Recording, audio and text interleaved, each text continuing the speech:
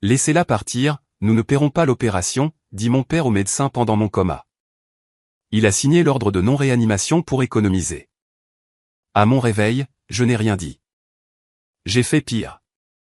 Le ruinant en 24 heures. Je m'appelle Manon Durand. J'ai 29 ans. Je suis infirmière diplômée d'État. Laissez-la partir.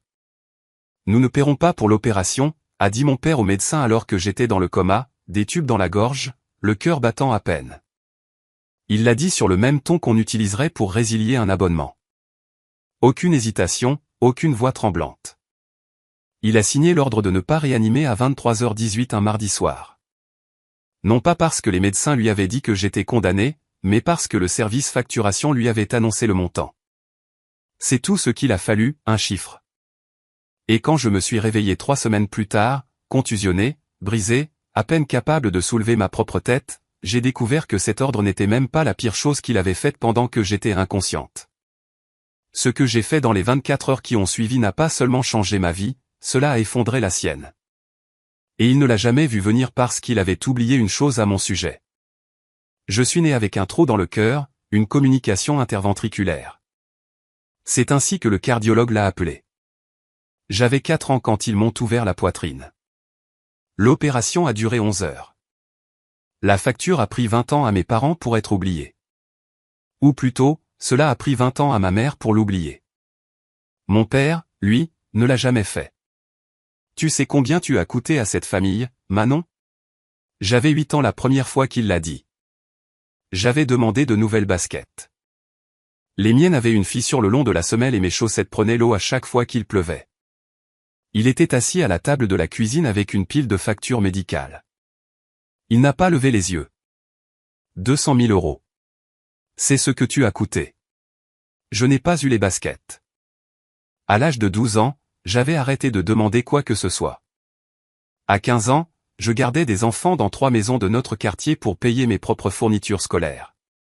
À 18 ans, j'ai signé mon premier prêt étudiant toute seule, tandis que ma sœur aînée, Élodie, faisait ses valises pour la grande école de commerce privée que mes parents finançaient intégralement. Personne n'a remis cela en question. Élodie a eu une voiture à 18 ans. Je prenais le bus. Élodie a vu ses frais de scolarité payés.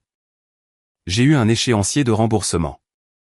Élodie a eu des dîners d'anniversaire au restaurant. J'ai eu un gâteau industriel et une carte signée uniquement par ma mère. Et j'ai tout accepté. C'est la partie la plus difficile à expliquer. Je n'étais pas en colère. Je croyais sincèrement que je leur étais redevable. Mon père l'avait répété tant de fois. Tu as tout coûté à cette famille. Cette dette semblait aussi réelle que la cicatrice sur ma poitrine. Je la portais comme je portais mon badge d'infirmière chaque jour, sans y penser. La seule personne qui n'a jamais mentionné cette dette était ma grand-mère, Liliane. Liliane Perrault vivait seule dans une petite maison en briques rue des Tilleuls, dans une petite commune près de Lyon. 2 chambres, une salle de bain, une balancelle sous le porche qui grinçait quand le vent soufflait. Elle y avait vécu pendant 41 ans, y avait élevé ma mère, y avait enterré mon grand-père, et avait maintenu le jardin en vie à travers chaque hiver depuis. J'ai commencé à lui rendre visite tous les samedis quand j'avais 23 ans, fraîchement sorti de l'école d'infirmière, noyé sous les dettes étudiantes. Je faisais 40 minutes de route aller, je lui apportais des courses, je vérifiais sa tension artérielle, je m'asseyais sur cette balancelle et je l'écoutais parler de tout et de rien. Elle n'a jamais dit une seule fois, tu me dois quelque chose. Elle disait des choses comme, raconte-moi ta semaine, ma chérie, et as-tu mangé aujourd'hui? Et une fois, vers la fin, ses mains tremblantes, sa voix à peine au-dessus d'un murmure, elle a dit quelque chose que je n'ai pas compris. J'ai réglé les choses pour toi, Manon. Le moment venu, un homme nommé Maître Kessler te trouvera. J'ai souri et serré sa main. Je pensais qu'elle était confuse. Elle était comme ça parfois, ou du moins c'est ce que je croyais. Elle avait 84 ans. Je supposais que c'était les médicaments qui parlaient. Mon père détestait que je lui rende visite. Tu gaspilles de l'essence, disait-il. Elle ne se souvient même pas de ton nom. C'était un mensonge. Liliane a eu toute sa tête jusqu'à son dernier souffle. Elle se souvenait de tout, y compris des choses que mon père aurait souhaité qu'elle oublie. Elle est décédée un jeudi de mars. tranquillement dans son sommeil, dans cette maison en briques de la rue des Tilleuls. Mon père a organisé les funérailles, petites, rapides. Il ne m'a pas laissé lire d'éloges funèbres. Fait court, a-t-il dit à la porte du funérarium. On ne va pas se donner en spectacle. Je me suis tenu au dernier rang et j'ai dit au revoir en silence. Liliane avait dit que maître Kessler me trouverait. Je ne savais pas qui était Kessler. Pas encore. Il faudrait un coma, un ordre de mort signé et 4 jours dans un lit d'hôpital avant que ce nom ne signifie quoi que ce soit. 3 mois après les funérailles de Liliane, je rentrais chez moi après une garde de nuit de 12 heures à l'hôpital. Il était 4h17 du matin. Sur la route nationale, sous une pluie fine. Je me souviens de l'horloge sur mon tableau de bord parce que je calculais combien d'heures de sommeil je pourrais avoir avant ma prochaine garde. 6, si je sautais le petit déjeuner. 5, si je prenais une douche. Je n'ai plus jamais fait ce calcul. La camionnette a grillé le feu rouge à 80 km/h.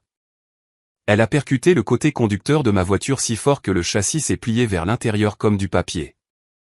Je ne me souviens pas du bruit. Je ne me souviens pas du verre. On m'a dit que j'étais consciente pendant environ 90 secondes après l'impact, assez longtemps pour que le pompier m'entende dire mon nom, puis plus rien. Édème cérébral traumatique, 4 côtes cassées, hémorragie interne.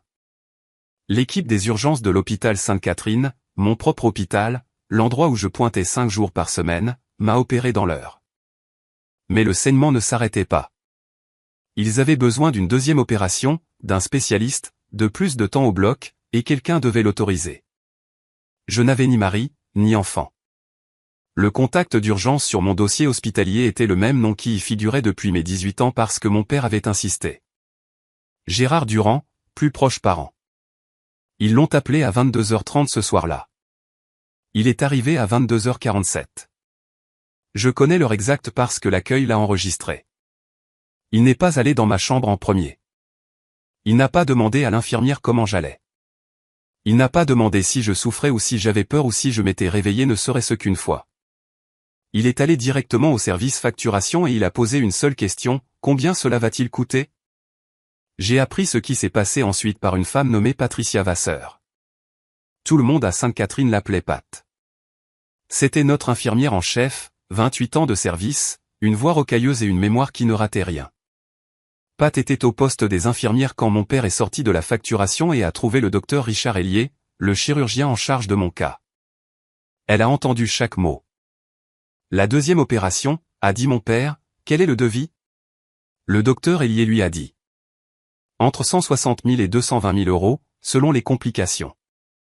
L'assurance et la mutuelle couvriraient une partie, mais il y aurait un reste à charge important, d'autant plus que nous étions dans une clinique privée conventionnée et que mon père s'était porté garant sur certains de mes anciens comptes médicaux. Il avait insisté là-dessus quand j'avais 18 ans. Je pensais que c'était de la gentillesse. C'était une laisse. Mon père n'a pas scié. Elle n'a pas désigné de personne de confiance, a-t-il dit. Je suis son père. C'est moi qui prends les décisions ici. Le docteur Hélier a hoché la tête prudemment.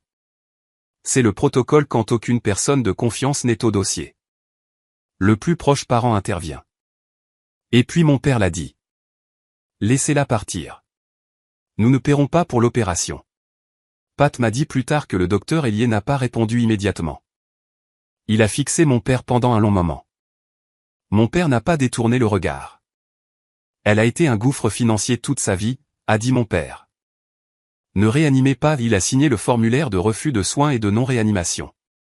Sa main était stable, aucune hésitation. Il a posé le stylo, a demandé s'il y avait autre chose à signer, et s'est dirigé vers l'ascenseur.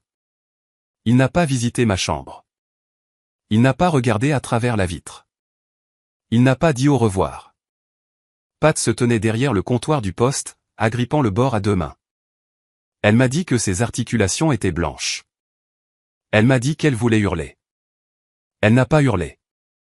Elle a fait quelque chose de mieux. Elle s'est assise et a ouvert mon dossier d'employé. Chaque infirmière à Sainte-Catherine remplit un dossier d'urgence lors de son embauche. Coordonnées, assurance, allergie et désignation d'une personne de confiance. La plupart des gens sautent cette dernière section.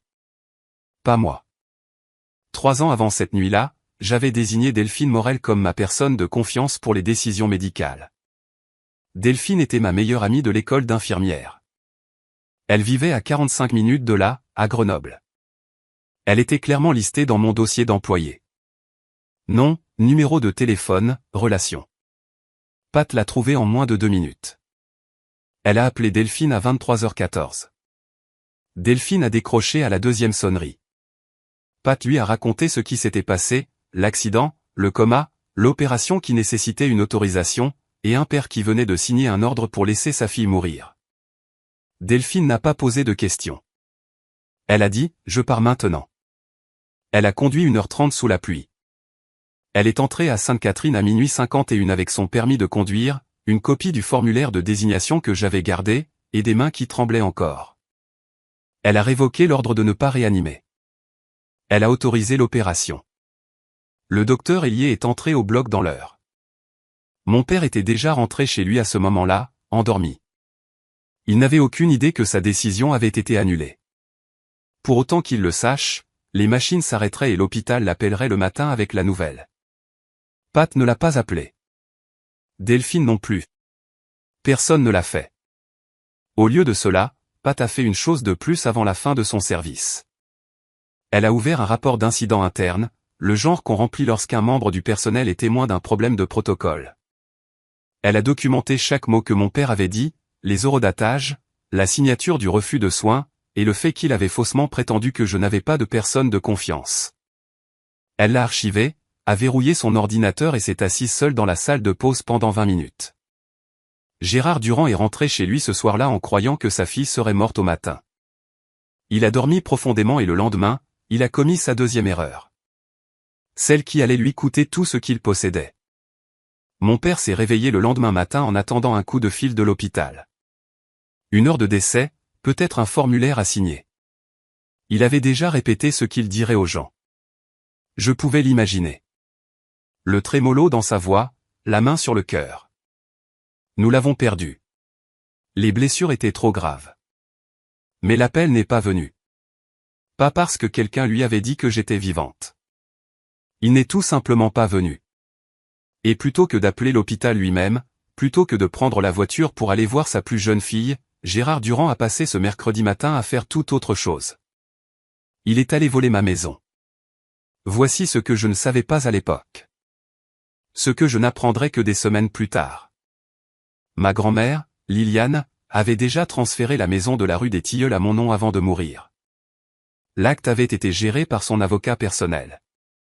C'était propre, légal, déposé au cadastre, et mon père n'avait aucune idée que cela existait.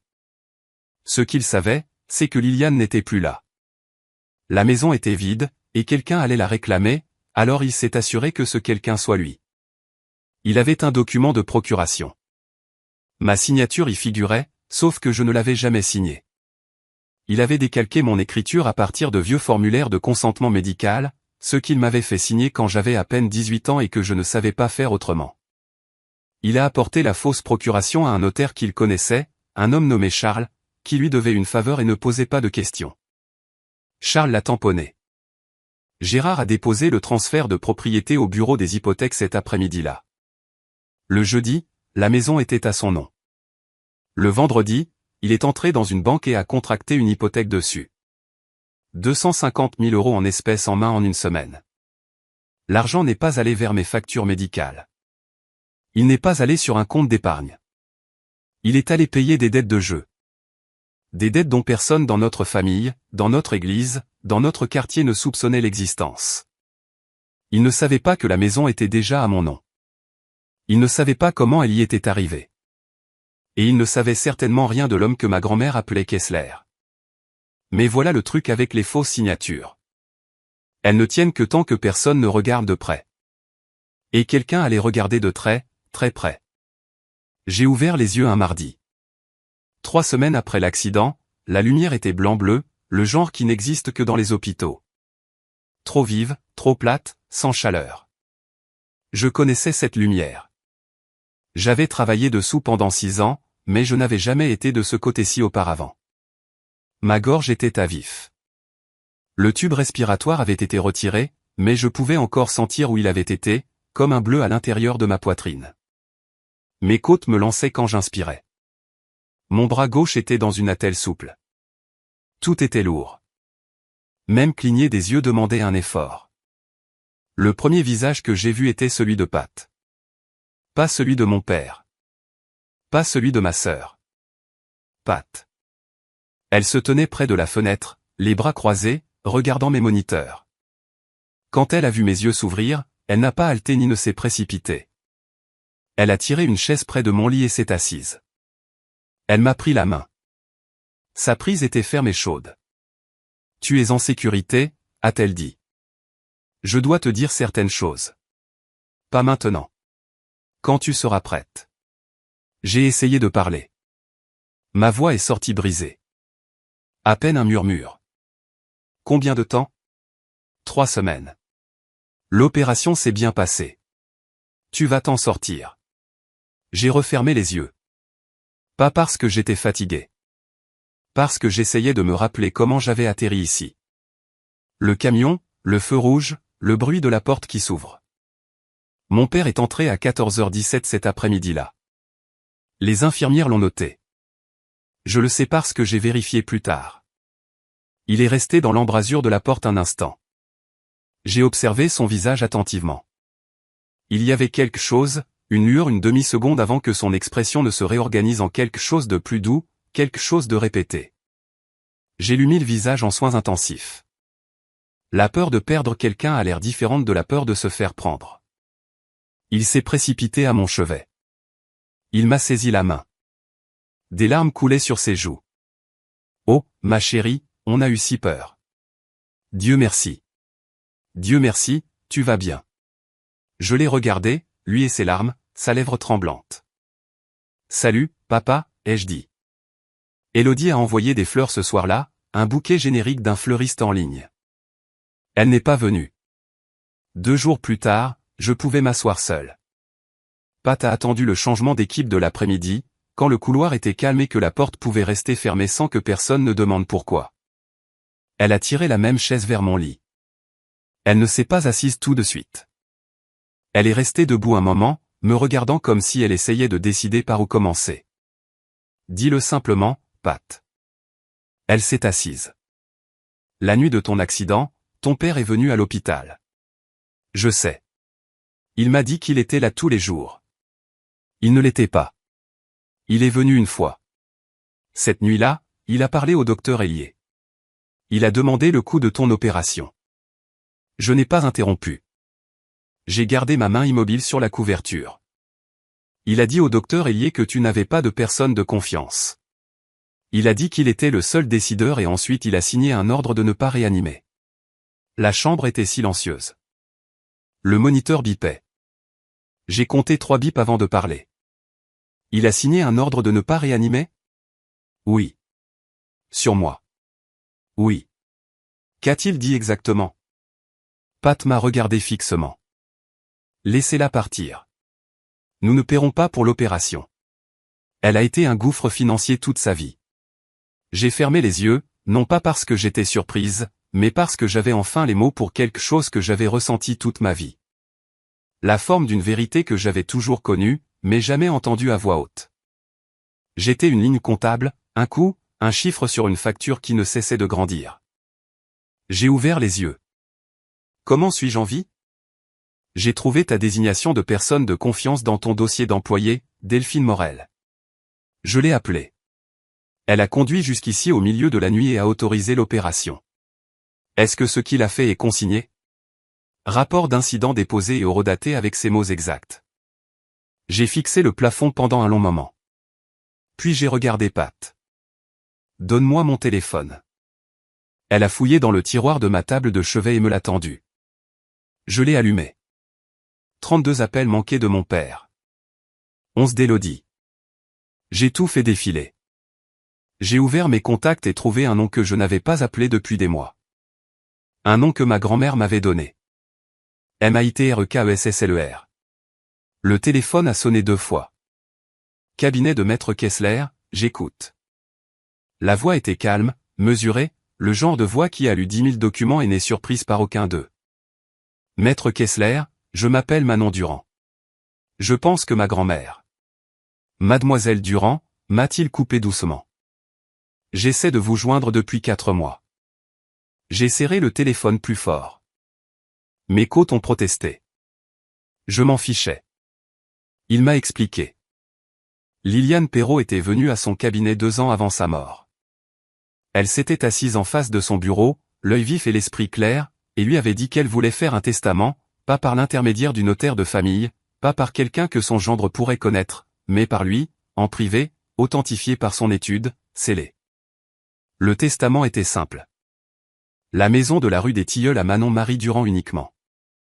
Un compte fiduciaire contenant 75 000 € à Manon-Marie Durand uniquement. Aucun autre nom, aucune condition. La succession a été réglée il y a 5 mois, a dit Kessler. Le tribunal l'a confirmé. Le transfert de propriété à votre nom a été déposé et enregistré. J'ai envoyé des lettres recommandées à votre adresse. Elles me sont revenues. J'ai appelé votre numéro de téléphone fixe. Quelqu'un m'a dit que vous aviez déménagé dans une autre région et que vous ne vouliez pas être contacté. Mon père. C'était la voix de mon père au bout du fil disant à Kessler que j'étais parti. Je suis à l'hôpital, maître Kessler. J'ai eu un accident de voiture. Je suis dans le coma depuis 3 semaines. Une pause. Je suis désolé d'entendre cela, mademoiselle Durand. La maison, ai-je dit. Est-elle toujours à mon nom? Une pause plus longue. Laissez-moi sortir les registres hypothécaires actuels. Je vous rappelle dans l'heure. J'ai raccroché et posé le téléphone sur ma poitrine. Pat était toujours dans la chambre, debout près de la porte. Ta grand-mère m'a dit que tu appellerais, avait dit Kessler avant que nous ne raccrochions. Elle a dit, Manon finit toujours par comprendre. Donnez-lui juste du temps. 1 heure.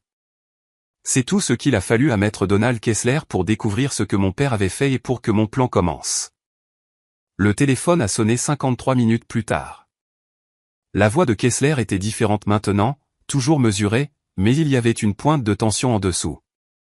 La tension contrôlée d'un homme qui vient de lire quelque chose auquel il ne s'attendait pas.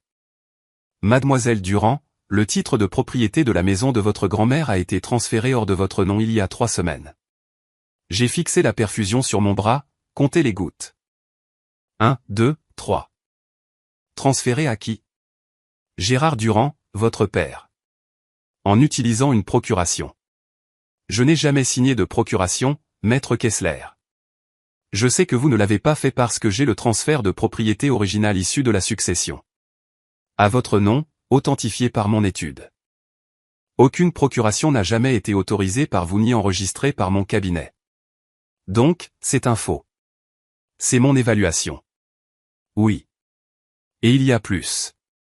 J'ai effectué une recherche hypothécaire sur la propriété. Une hypothèque a été enregistrée dessus il y a 6 jours. 250 000 €. Le chiffre s'est posé dans la pièce comme une 3e personne. Je pouvais entendre Kessler respirer à l'autre bout, attendant. Il a hypothéqué la maison. C'est ce qu'il a fait. J'ai tendu la main vers le stylo sur ma table de chevet. Ma main ne tremblait pas. Je ne sais pas pourquoi. Peut-être parce que rien de tout cela n'était surprenant. Peut-être parce que j'avais passé 29 ans à apprendre exactement qui était mon père. Et c'était simplement la leçon finale. J'ai noté chaque numéro que Kessler m'a donné. Le montant de l'hypothèque, la date d'enregistrement, le créancier, le numéro de tampon du notaire. Mademoiselle Durand, voulez-vous porter plainte? Pas encore. Je veux d'abord voir jusqu'où cela va. Il y a encore une chose, a dit Kessler. Votre grand-mère vous a laissé une lettre scellée. Elle m'a demandé de vous la remettre en main propre, uniquement à vous. J'ai posé le stylo. Quand pouvez-vous venir à l'hôpital? Demain matin, 9 h. Je serai là. J'ai raccroché, noté le dernier numéro, puis je me suis tourné vers Pat, qui était restée silencieuse près de la fenêtre tout ce temps. Pat, ai-je dit, à quelle heure mon père a-t-il signé l'ordre de ne pas réanimer? 23h18, j'ai noté ça aussi. Gérard Durand a rendu visite à sa fille le lendemain après-midi avec un bouquet de roses jaunes et une boîte en plastique de cake à la banane qu'Élodie avait préparée. Il a posé les deux sur la table à côté de mon lit, a embrassé mon front et s'est assis avec le soupir d'un homme portant un fardeau énorme. Il était doué pour ça, la performance. Je l'avais regardé faire toute ma vie. Aux réunions parents-profs, au repas de l'église, au dîner de fête, le père fatigué, le pourvoyeur silencieux, l'homme qui sacrifiait tout et ne se plaignait jamais. Les médecins disent que tu sortiras dans une semaine, a-t-il dit en serrant ma main. On s'occupera de tout. Merci, papa. Élodie est venue cette fois. Première visite depuis l'accident. Elle se tenait au pied de mon lit avec son téléphone à la main et un sourire crispé qui n'atteignait pas ses yeux. On était si inquiets, a-t-elle dit. Je n'ai pas pu dormir pendant des semaines. Je l'ai regardée. Elle a regardé la fenêtre. Mon père s'est penché en avant, sa voix basse et chaleureuse. La voix qu'il utilisait quand il voulait que vous vous sentiez soutenu. Ne t'inquiète pas pour les factures médicales, ma chérie. On trouvera une solution en famille. C'est ce que font les familles. C'est ce que font les familles. L'homme qui avait signé mon arrêt de mort était assis à mon chevet, me tenant la main, me parlant de famille. En famille, ai-je répété. J'ai serré sa main en retour. J'ai souri. Il a souri aussi, satisfait. Il pensait que le scénario fonctionnait. Ils sont restés 40 minutes. Gérard a parlé de la météo, de l'Olympique lyonnais, d'une fuite qu'il avait réparée chez un client samedi. Élodie a vérifié son téléphone 11 fois. Puis ils sont partis. J'ai regardé la porte se fermer derrière eux. Je suis resté immobile pendant 10 secondes. La chambre était silencieuse. Puis j'ai pris mon téléphone et j'ai appelé Kessler. Maître Kessler, quand pouvez-vous venir? Apportez la lettre. Donald Kessler est arrivé à 9 h le lendemain matin. Il était plus petit que je ne l'avais imaginé. Un homme calme dans un costume gris, des lunettes à monture argentée, une mallette en cuir qui avait vu des décennies d'utilisation. Il m'a serré la main doucement, faisant attention à la perfusion, et a tiré une chaise à côté de mon lit. Votre grand-mère parlait souvent de vous, a-t-il dit. À chaque rendez-vous, elle vous mentionnait. Il a ouvert la mallette. À l'intérieur se trouvait une enveloppe Kraft scellée. L'écriture de Liliane sur le devant. Juste mon nom, Manon. J'ai brisé le sceau avec précaution. À l'intérieur se trouvait une simple feuille de papier pliée en deux. Son écriture était fine mais stable. Elle avait écrit ceci tant qu'elle pouvait encore tenir un stylo. Manon, je sais que ton père essaiera de tout prendre, comme il l'a déjà fait au fil des ans. Ma retraite, mes économies, des choses que je ne t'ai jamais dites parce que je ne voulais pas briser la famille. C'était mon erreur. N'en fais pas la tienne. La maison est à toi. L'argent est à toi. Maître Kessler a tous les papiers. Ne laisse personne prendre ce qui est à toi. Pas même ton père. Surtout pas ton père. Tu es plus forte que moi, ma chérie. Tu l'as toujours été. Je suis désolé de ne pas avoir dit ça quand je pouvais encore te tenir la main. J'ai pleuré pour la première fois depuis mon réveil, depuis l'accident, depuis les maux de patte, depuis chaque révélation froide qui s'était empilée sur la précédente comme des briques. J'ai pleuré, non pas parce que j'étais faible, mais parce que ma grand-mère m'avait vue, tout entière, et qu'elle avait planifié ce moment comme elle planifiait tout, calmement, soigneusement, avec un amour qui n'avait pas besoin d'applaudissements. Kessler a attendu. Il a posé un dossier épais sur la couverture à côté de moi quand j'ai été prête. Le testament original, les actes de succession, le transfert de propriété à mon nom et la recherche hypothécaire montrant l'emprunt de mon père. Vous avez tout ce dont vous avez besoin, a-t-il dit. Que voulez-vous faire? J'ai essuyé mon visage, je me suis redressé. Mes côtes hurlaient. Je m'en fichais. Je veux faire ça bien. Je veux faire ça publiquement, et je veux que ce soit fait avant dimanche. Kessler a haussé un sourcil. Qu'est-ce qu'il y a dimanche? Notre paroisse organise son rassemblement mensuel. Mon père est diacre. Il ne le rate jamais. Ok, je dois faire une pause ici une seconde. Si vous regardez ceci et que vous pensez, je sais exactement ce que ça fait. Ou si vous êtes assis là à vous demander, qu'est-ce qu'elle va faire dimanche? Laissez un commentaire maintenant. Dites-moi. Devrait-elle le confronter publiquement ou régler ça en privé? Je veux vraiment savoir ce que vous feriez. Maintenant, retour à l'histoire. 5 jours après mon réveil, ils m'ont laissé sortir. J'étais encore endolorie, encore lente, encore contusionnée à des endroits que je ne pouvais pas voir. Mais je pouvais marcher, je pouvais penser, et je pouvais prendre des décisions, ce qui était tout ce qui comptait. Mon père est arrivé à 10 heures du matin pour me chercher. Il avait apporté une valise. « Tu restes avec nous jusqu'à ce que tu sois rétabli », a-t-il dit. Il n'a pas demandé. Il l'a annoncé comme il annonçait tout. Pas d'argument. C'est gentil de ta part, papa. Mais Delphine vient me chercher. Elle a une chambre d'amis. Son visage a changé. Pas radicalement. Gérard Durand ne laissait jamais tomber le masque très loin, mais les coins de sa bouche se sont serrés. Tu préférerais rester avec une étrangère plutôt qu'avec ta propre famille. Ce n'est pas une étrangère. Elle est ma personne de confiance depuis 3 ans. Quelque chose a bougé derrière ses yeux. Un calcul, mais il n'a pas atterri. Il n'a pas fait le lien avec la procuration médicale. Pas encore. Très bien, a-t-il dit. Il a ramassé la valise qu'il avait apportée et est sorti sans dire au revoir. Ce soir-là, Élodie a envoyé un SMS, « Papa est contrarié. Tu es ingrate. » Après tout ce qu'il a traversé. Je l'ai lu. J'ai posé mon téléphone. Je n'ai pas répondu. Dans l'appartement de Delphine, je me suis assise à la table de la cuisine et j'ai appelé Kessler. Nous avons passé en revue le calendrier. Il a confirmé les dépôts. Requête au tribunal pour annuler l'acte frauduleux. Dépôt de plainte pour faux et usage de faux.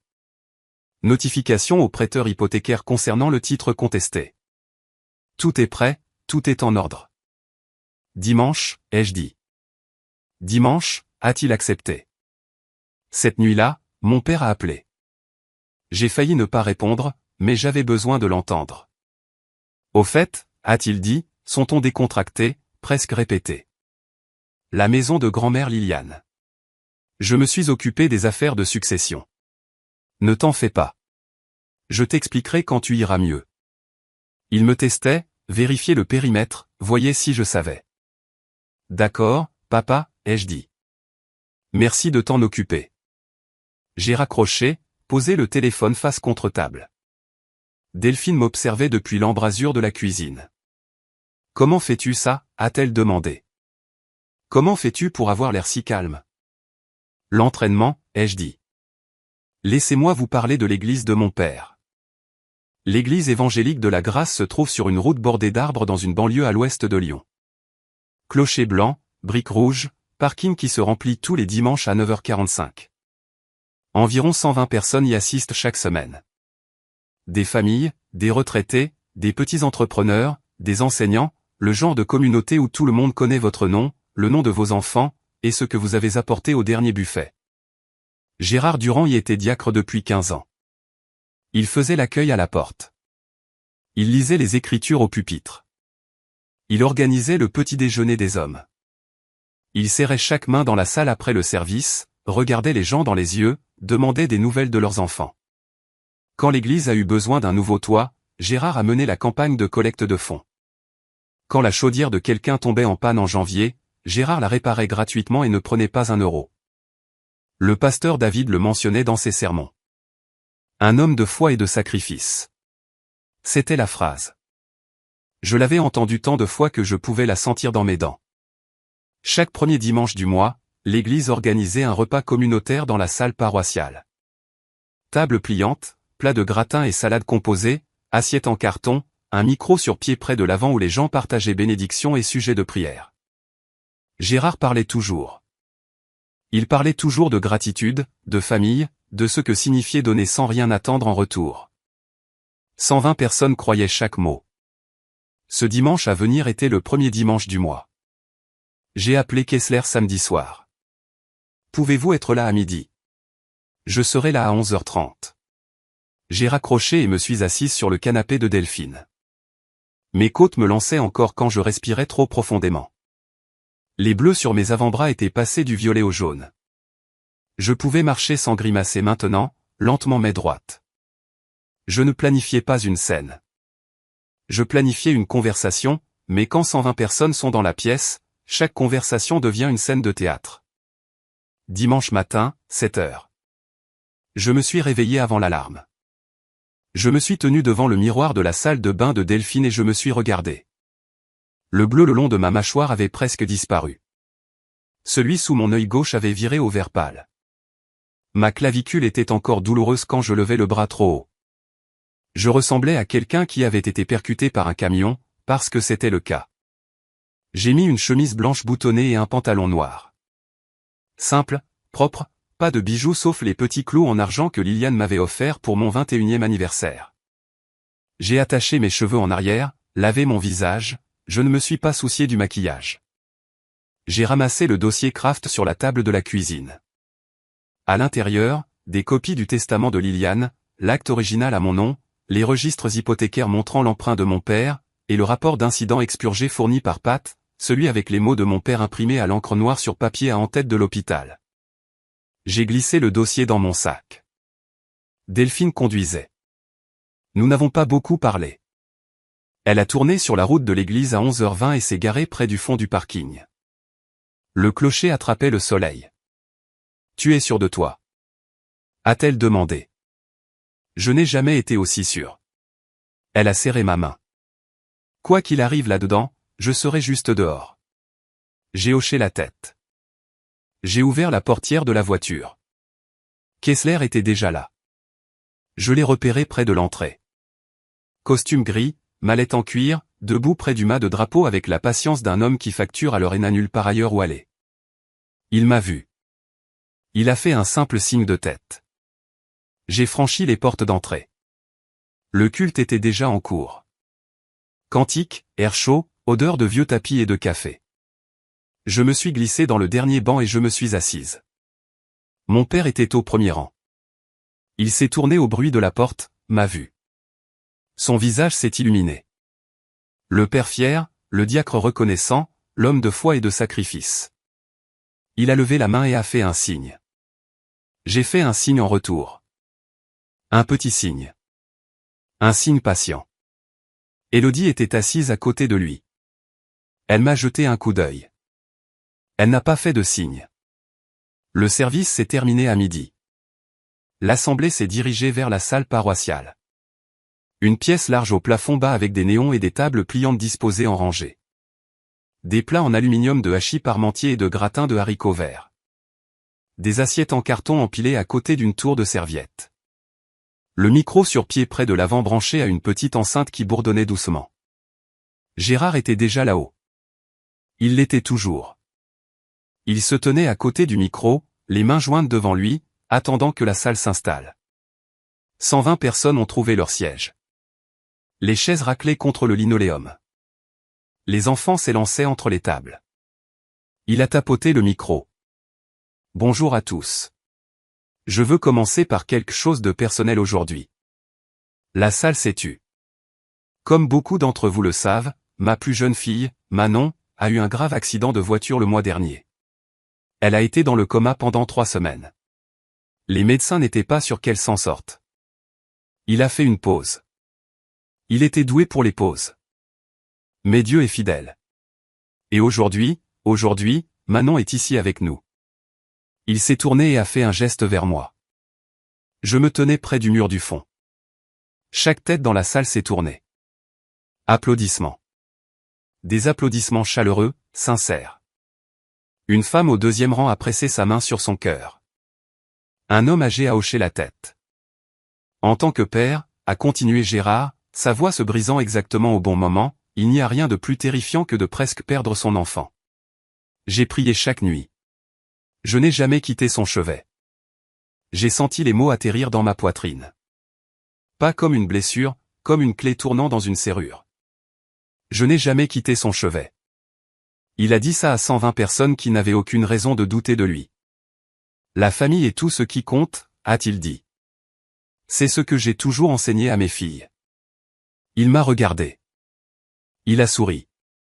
Il a ouvert les bras juste un peu, le geste universel d'un père attendant une étreinte. J'ai souri en retour. J'ai marché vers lui. La salle regardait avec des yeux doux et attentifs. Papa, ai-je dit assez fort pour que les 3 premiers rangs entendent. Je peux dire quelques mots. Il n'a pas hésité. Il ne pouvait pas. Pas devant 120 personnes qui venaient de l'entendre m'appeler son miracle. Bien sûr, ma chérie. Il m'a tendu le micro. Son sourire était large, confiant. Il s'est écarté sur le côté, les mains derrière le dos, jouant parfaitement le rôle de soutien. J'ai enroulé mes doigts autour du micro. Il était chaud de sa prise. Je ne l'ai pas regardé. J'ai regardé la salle. Merci à tous pour vos prières. Je suis vraiment reconnaissante d'être debout ici, mais je dois corriger quelque chose que mon père vient de dire. La salle était immobile. Le sourire de Gérard s'est effacé d'1 degré. Mon père n'a pas prié à mon chevet. Il a été à l'hôpital une seule fois la nuit de l'accident. Il n'est pas venu voir comment j'allais. Il est allé au service facturation d'abord. Ensuite, il a parlé à mon chirurgien. Je pouvais sentir Gérard bouger à côté de moi. Je ne me suis pas tourné. Il a demandé combien l'opération coûterait. Et quand ils lui ont dit, il a dit, et ce sont ces mots exacts documentés dans un rapport d'incident de l'hôpital, laissez-la partir. Nous ne paierons pas pour l'opération. Elle a été un gouffre financier toute sa vie. Silence. Pas le genre confortable, le genre qui appuie contre vos tympans. Ensuite, il a signé un ordre de ne pas réanimer. Quelqu'un au milieu de la salle a inspiré brusquement. Une femme au premier rang a couvert sa bouche. Gérard s'est avancé. Manon, arrête. Tu ne sais pas de quoi ton. Je n'ai pas fini, papa. Ce n'est pas l'endroit. Tu as choisi une église pour mentir. Je choisis la même église pour la vérité. Tu es confuse. Les médicaments, J'ai les dossiers de l'hôpital juste ici. La salle n'a pas bougé. Personne n'a attrapé son eau. Personne n'a vérifié son téléphone. 120 personnes retenaient leur souffle. Gérard a cessé de parler. La porte latérale de la salle paroissiale s'est ouverte. Donald Kessler est entré, costume gris, mallette en cuir, sans se presser. Il n'a pas cherché de siège du regard dans la salle. Il a marché directement vers l'avant, a posé sa mallette sur la table pliante la plus proche, et s'est tenu à côté de moi avec l'autorité tranquille d'un homme qui avait fait cela 1000 fois. Mon père l'a vu et pour la première fois de ma vie, la première fois dont je peux me souvenir, j'ai vu Gérard Durand avoir vraiment peur. Pas en colère, pas offensé, effrayé. Voici maître Donald Kessler, ai-je dit dans le micro. Il était l'avocat de ma grand-mère, Liliane. Un murmure a traversé la salle. Le nom de Liliane signifiait encore quelque chose ici. Elle avait fréquenté cette église pendant 30 ans. Ma grand-mère m'a laissé sa maison et ses économies dans un testament authentifié, dont la succession a été réglée par le tribunal il y a 5 mois. J'ai fait une pause pour laisser cela s'installer. Mon père n'en savait rien parce que ma grand-mère ne lui faisait pas confiance. Gérard a ouvert la bouche, l'a refermée. Pendant que j'étais dans le coma, ai-je continué, mon père a imité ma signature sur une procuration. Il a transféré la maison à son nom et il a contracté une hypothèque de 250 000 € dessus. J'ai entendu un halètement. Puis un plat a heurté le sol quelque part près des tables du fond. La main de quelqu'un s'était relâchée. Une fourchette a cliqueté sur le linoléum. La voix de Gérard est sortie plus forte maintenant, tendue. C'est un mensonge. Maman a laissé cette maison à la famille, pas juste à toi. Kessler a ouvert sa mallette. Il a soulevé un seul document, le testament original, et l'a tenu pour que les gens des premiers rangs puissent voir le sceau notarial. J'ai le testament original juste ici, monsieur Durand. S. À voix était égale, presque douce. Uniquement à Manon-Marie Durand. Votre nom n'apparaît nulle part dans ce document. Gérard a regardé Élodie. Élodie fixait le sol. J'ai baissé le micro un instant et j'ai parlé directement à mon père. Pas en chuchotant, pas en criant, juste en parlant. Je ne suis pas là pour t'humilier, papa. Je suis là parce que tu as essayé de me laisser mourir. Et quand ça n'a pas marché, tu m'as volé. Je sais que c'est beaucoup. Si cette histoire vous frappe fort, vous n'êtes pas seul. Des milliers de personnes ont commenté des histoires comme celle-ci. Si vous n'êtes pas encore abonné, c'est le moment. Appuyez sur ce bouton d'abonnement pour ne pas manquer la fin et dites-moi dans les commentaires ce que vous auriez dit à Gérard juste là devant tout le monde. Ok, continuons. Gérard s'est tourné vers la salle. Sa mâchoire était serrée, ses yeux scannaient, cherchant un allié, un visage amical, n'importe qui pourrait encore être de son côté. Elle est sous lourd médicament, a-t-il dit. Sa voix était tendue mais contrôlée. Elle ne sait pas ce qu'elle dit. C'est une affaire de famille privée. Personne n'a répondu. La salle était un mur de bras croisés et d'yeux fixes. Puis une voix du dernier rang, un homme que je ne reconnaissais pas. Alors pourquoi y a-t-il un avocat ici, Gérard? Gérard n'a pas répondu. Ses yeux se sont déplacés vers le pasteur David, qui se tenait près de la table à café avec ses mains dans ses poches. Gérard, a dit le pasteur doucement. Je pense que nous devrions tous écouter ça. Gérard a changé de posture. Il a changé de tactique comme il le faisait toujours quand l'autorité échouait. Il s'est adouci, a laissé tomber ses épaules, a laissé sa voix se briser. J'ai tout sacrifié pour cette famille. Les factures médicales de Manon nous ont presque mis en faillite quand elle était enfant. J'ai fait ce que je pensais être le mieux. Je n'ai pas levé le micro. J'ai juste parlé de là où je me tenais. Clairement, comme on parle à un patient qui évite la vérité. Tu as fait ce qui était le moins cher, papa. Il y a une différence. Tu n'as aucune idée de la pression que j'ai subie. Les dettes, Il s'est arrêté. Il a réalisé ce qu'il avait failli dire. Sa bouche s'est fermée comme une porte. Élodie s'est levée de sa chaise. Son visage était blanc. Papa, arrête de parler. Gérard lui a saisi le bras. Dis-leur, Élodie. Dis-leur que j'essayais de protéger la famille. Élodie s'est dégagée. Elle m'a regardé. Puis le sol, puis la sortie. Je ne peux pas faire ça, a-t-elle dit. Elle a marché vers la porte. Et en passant près de moi, assez près pour que moi seul puisse entendre, elle a chuchoté 6 mots que je porterai pour le reste de ma vie, j'aurais dû appeler Delphine moi-même. Puis elle est partie. J'ai regardé la porte se fermer derrière ma sœur. La salle me regardait toujours. Je me suis retourné vers l'assemblée. Je ne vous dis pas ça pour détruire mon père. Je vous dis ça parce que pendant 15 ans, il s'est tenu à ce micro et vous a dit qui il est. Je pense que vous méritez de connaître la vérité. Puis je me suis tourné vers Gérard. Il se tenait le dos presque contre le mur maintenant. Ses mains étaient à ses côtés. Le diacre confiant qui avait ouvert ce rassemblement avait disparu. À sa place se tenait un homme qui semblait plus petit que je ne l'avais jamais vu. Papa, voici ce qui va se passer. Ma voix était stable. Je n'avais pas besoin du micro pour cette partie. La salle était assez silencieuse pour entendre une page se tourner. Maître Kessler a déposé une requête auprès du tribunal hier pour annuler le transfert de propriété parce qu'il est basé sur une procuration falsifiée que je n'ai jamais signée. La mâchoire de Gérard s'est serrée.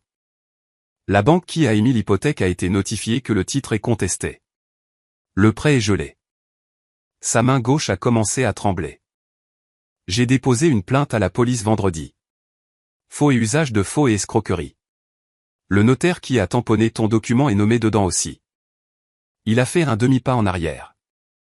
Tu enverrais ton propre père en prison. Je l'ai regardé droit dans les yeux. Sans scier. Tu as signé un papier pour laisser ta propre fille mourir. La salle paroissiale a retenu son souffle. Un enfant quelque part près du fond a posé une question à sa mère et a été rapidement réduit au silence. Je ne t'envoie nulle part, papa. Je te donne une chance de réparer les choses. C'est plus que ce que tu m'as donné. Kessler a fermé sa mallette avec un clic doux. Les dossiers sont déjà au tribunal, monsieur Durand. Ce n'est pas une négociation. Gérard a regardé autour de la salle une dernière fois. Je l'ai regardé faire, la lente rotation, visage après visage. C'étaient des gens qu'il connaissait depuis des années. Jean Castex, dont il avait réparé les tuyaux chaque hiver. Suzanne Martin, qui lui apportait du café après chaque sermon.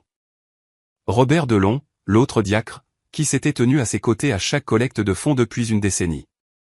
Ils le regardaient tous en retour. Aucun d'eux n'a détourné le regard, et aucun d'eux n'a bougé vers lui. Gérard s'est assis, pas sur une chaise, sur la table pliante la plus proche. Il a mis son visage dans ses mains. Robert s'est approché. Il a mis une main sur l'épaule de Gérard, ferme, pas tendre. Gérard, je pense que tu devrais partir. Gérard s'est levé. Il a marché vers la porte. Ses chaussures ne faisaient aucun bruit sur le linoléum. Au seuil, il s'est tourné et m'a regardé.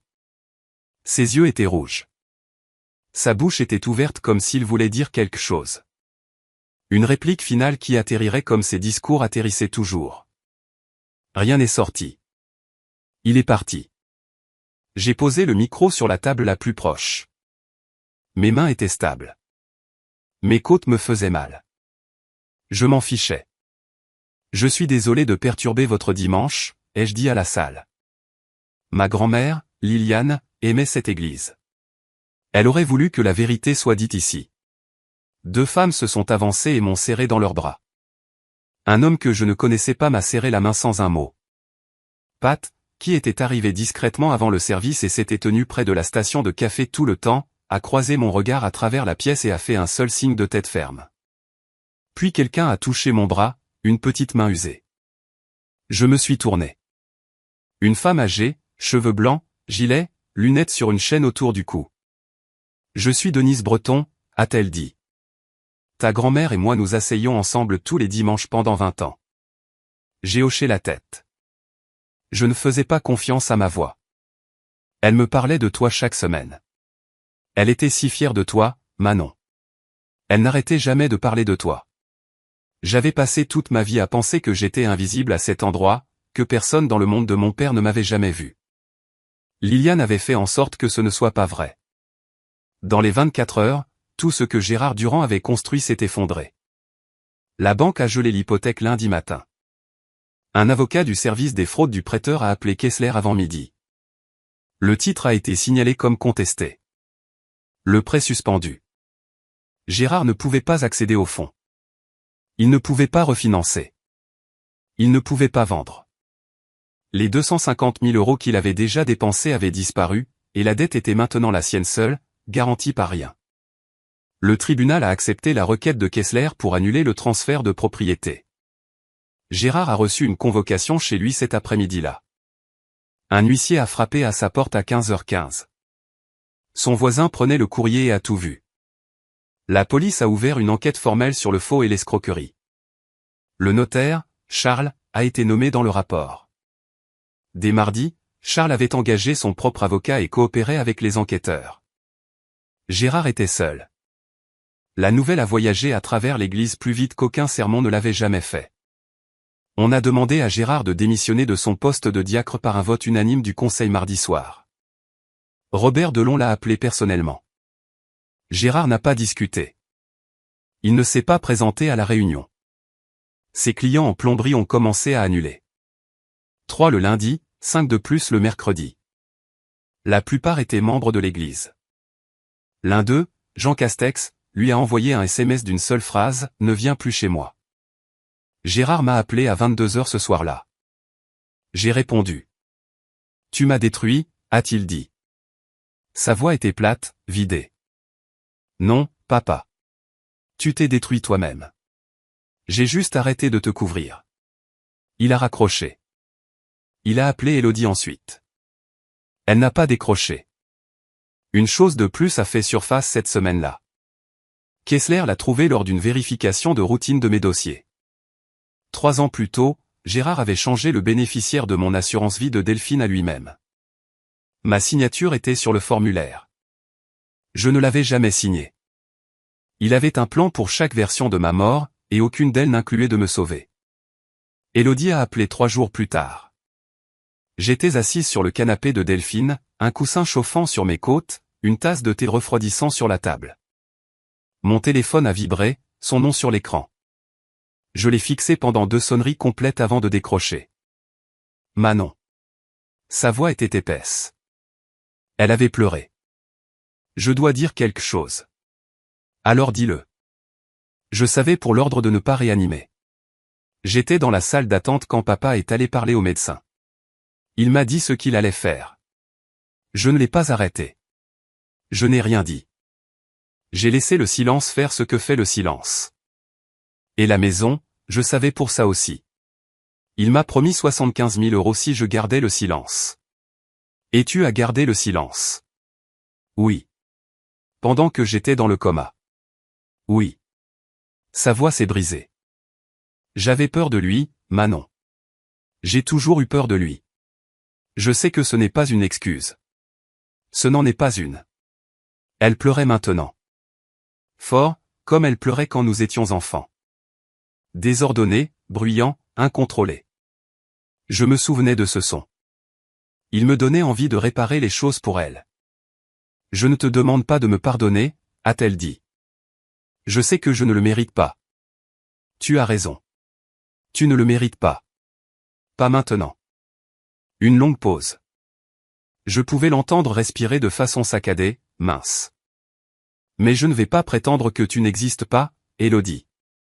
Si tu veux reconstruire quelque chose avec moi, pas avec l'argent de papa, tu sais où me trouver. Elle n'a rien dit pendant un moment.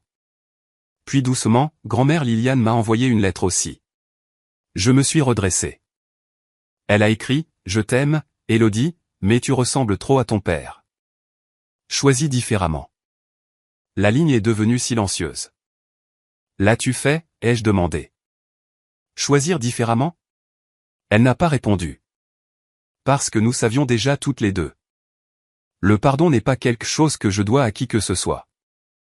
Mais la porte n'est pas verrouillée. Elle est juste fermée. Elle devra frapper. Un mois plus tard, le titre de propriété de la maison de Liliane était de retour à mon nom. Le tribunal a annulé le transfert un mercredi. Kessler m'a appelé à 10 heures du matin avec la décision. Je l'ai remercié. Il a dit, remerciez votre grand-mère. Puis il a fait une pause et a ajouté, elle aurait adoré vous regarder dans cette salle paroissiale. Gérard a fait face à des accusations criminelles, faux au 3e degré, fraude hypothécaire. Son avocat a conseillé un accord de plaidoyer, mise à l'épreuve, restitution complète, pas de prison s'il coopérait. Gérard a accepté. Il n'avait pas le choix. Les preuves étaient accablantes, et Charles, le notaire, avait déjà tout dit aux enquêteurs. Gérard a vendu sa maison pour couvrir la dette. Ce n'était pas suffisant. Le solde restant le suivrait pendant des années. Il a emménagé chez son frère à Saint-Étienne. J'ai entendu cela par Élodie, qu'il a entendu d'un cousin. Je ne l'ai pas vérifié. Je n'en avais pas besoin. Élodie a perdu 2 mandats immobiliers de membre de l'Église. Elle n'a pas perdu sa licence. Elle n'a pas été inculpée. Elle n'avait signé aucun document. Mais les gens se souvenaient. Les gens se souviennent toujours. Je suis retourné travailler à temps partiel au début. Pat a réorganisé le planning pour que je ne fasse que des gardes de jour pendant les 2 premiers mois. Elle n'en a pas fait tout un plat. Elle m'a juste tendu la nouvelle rotation et a dit, bon retour, Durand. Un samedi de fin octobre, j'ai conduit jusqu'à la petite ville près de Lyon. Je me suis garé rue des Tilleuls. J'ai marché jusqu'à la maison en briques avec la balancelle qui grinçait et le jardin qui était devenu un peu sauvage. J'ai tourné la clé dans la porte d'entrée. Ma clé dans ma porte et je suis entré. La lavande. C'est ce que j'ai senti en premier. Les sachets de lavande de Liliane glissaient dans chaque tiroir et placard. Le parfum d'une femme qui avait tout prévu. Sa photo trônait sur la cheminée. Nous deux sur la balancelle, plissant les yeux au soleil. Je ne me souviens pas qui l'a prise. Je me suis assise dans son fauteuil à bascule. Je n'ai pas allumé la télé. Je n'ai pas vérifié mon téléphone. Je me suis juste assise. Pour la première fois, j'étais dans une maison qui était la mienne. Non pas parce que j'avais gagné l'approbation de qui que ce soit, mais parce que quelqu'un m'avait assez aimé pour s'assurer que j'irais bien. Je croyais autrefois qu'être une bonne fille signifiait absorber tout ce que ma famille me lançait. Chaque insulte, chaque culpabilisation, chaque fois que mon père me rappelait ce que je lui avais coûté, j'encaissais tout et je disais merci. Parce que je pensais que c'était ce que l'amour exigeait. Silence, gratitude, obéissance. J'avais tort. Fixer une limite n'est pas une vengeance, c'est de la survie. Et parfois, la survie ressemble à un homme calme en costume gris, une pile de papiers notariés, et le courage de se tenir devant 120 personnes et de dire « Voici ce qui s'est réellement passé ». Je ne déteste pas mon père. Le haïr signifierait qu'il contrôle encore ce que je ressens. Il ne le fait plus. Pas maintenant. C'est un homme qui a fait des choix terribles motivés par des dettes qu'il était trop fier d'admettre et une addiction qu'il avait trop honte d'affronter. Cela n'excuse pas ce qu'il a fait. Mais cela explique pourquoi je n'ai plus besoin de porter son poids sur mes épaules. Si vous regardez ceci et que vous vous voyez quelque part dans mon histoire, dans la culpabilité, dans le silence, dans la conviction profonde que vous êtes redevable aux gens qui vous ont blessé, je veux que vous entendiez ceci clairement. Vous ne devez votre santé à personne. Vous ne devez votre maison à personne. Et vous ne devez certainement votre vie à personne. Ma grand-mère Liliane m'a appris ça. Pas avec des leçons, pas avec des cris, avec une lettre, une maison et un avocat nommé Kessler. Je vais toujours à l'église, au fait. Une église différente, le même Dieu, une assemblée plus petite, un café plus convivial, et je m'assois au premier rang. Pas parce que j'ai besoin d'être vu, mais parce que j'ai fini de me cacher au fond.